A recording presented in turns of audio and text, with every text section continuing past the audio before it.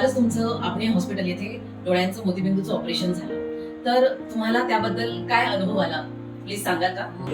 तर मला पहिले असं दिसत नव्हतं, पूर्ण अंधार वाटत होता. पण आता मी आले मॅडमकडे, चेकअप वगैरे केलं, त्यांनी मला समजावून सांगितलं की असं करावं लागेल. तर मग मी तयार झाले. त्यांनी माझं ऑपरेशन केलं, मला खूप छान वाटलं.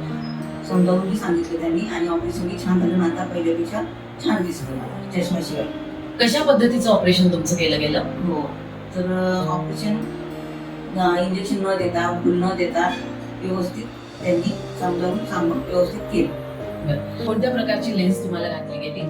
ते लांबच्या जवळच्या नंबरची लेन्स. लांबच्या जवळच्या नंबरची लेन्स बसवली. बर, आता तुम्हाला काही तक्रार किंवा काही त्रास होतोय?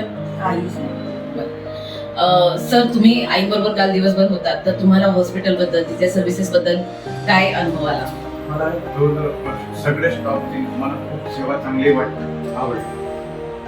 कुणी असं गैरवापर असं केला नाही, व्यवस्थित सर्व्हिस दिली. चालेल, त्याबद्दल खूप मी आभारी आहे.